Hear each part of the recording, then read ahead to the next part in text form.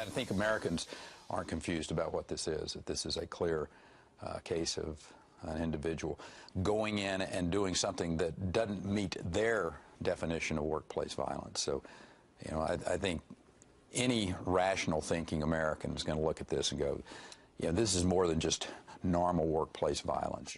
Texas Governor Rick Perry weighing in on the Fox News channel on the beheading of that Oklahoma woman on Friday. With Miranda Kahn, J.D. Hayworth, let's continue our conversation now with Dr. Zuhdi Jasser. Dr. Jasser, again, we thank you for your time. Governor Perry says the Obama administration will have to candidly address this issue at some point. What do you think we will eventually hear from the president on what happened last Friday in Oklahoma City? Well, that's a great question. I mean, I really have not figured out what, you know, the lens through which President Obama sees these threats. He's trying to, they constantly try to negate any threat and tell the American public there's nothing to fear, and yet the evidence is that the recurrence of the threat continues to rear itself domestically and abroad. We have over 100 American Muslims serving in ISIS. So to say that there aren't also 100, if not more, in America who just haven't been able to go there that are also threats is absurd. So I think he'll have to address it. You know, just last couple nights ago on 60 Minutes, he was saying how he was throwing his intelligence chief under the bus, basically saying that they didn't tell him the information. So I hope he's not going to continue to deflect blame, but actually lead Americans into understanding that while Muslims are the source of the solution, within our faith community is a disease, a cancer of political Islam that we need to confront. Dr. Jasser, what do you think is fueling groups like ISIS? I'm sorry, what do I think is what? What do you think is fueling groups like ISIS, Al-Qaeda? Well, yeah, I mean, it's not violent extremism, as the president's speech to the UN last week wanted to tell us. It is the supremacism of the Islamic State, the belief that states need to be driven by Sharia law. And this is where I really had problems with the coalition that he got together. I mean, while his speech sounded like President Bush's, I think the Bush of 2014 would not have given that same speech because of what we've seen with political Islam. While we flew sorties with Saudi Arabia and Qatar, those countries are fueling the generation of ISIS because they have, Saudi Arabia commits beheadings almost every month.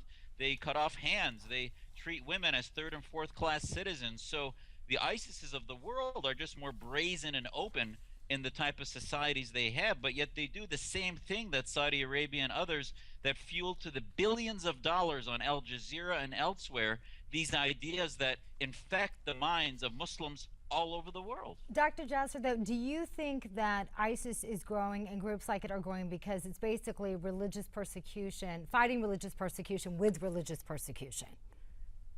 In other words, do you think that Muslims feel like they're being attacked, so they're creating groups like this and then recruiting other people to join them? In other words, that the more we go against them, the bigger they become. Well, the only way to defeat groups like ISIS is militarily, but you're exactly right. The victim card, the victimology is the way they circle the wagons and tell Muslims that this is the only option.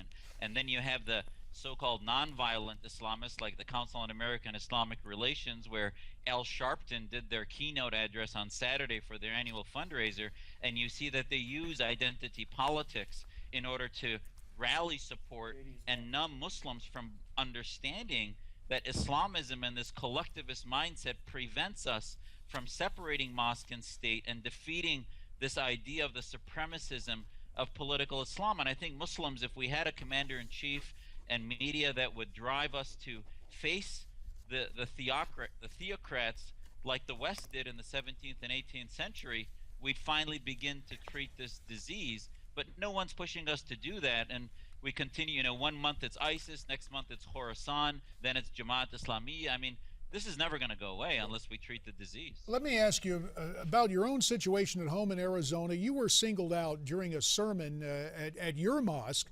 at the end of Ramadan. We are seeing some connections between the mosque in Boston, allegedly with the Oklahoma City attacker. A minute left. This is a tough thing to address, but 30 seconds. How do we separate legitimate expressions of faith with what is going on now in terms of terrorism here at home and elsewhere? Well, certainly, JD, if we say the problem is violence, all of these groups are swimming in the same pool, but they may not use the same technique or the same means.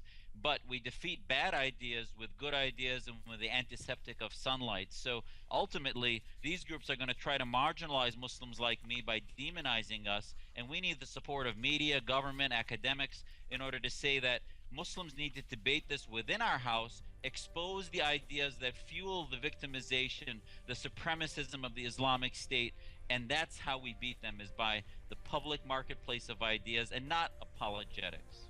Dr. Zuhdi Jasser, we will leave it right there. Sir, our thanks for your time this morning. And America's Forum will continue here on Newsmax TV following this timeout.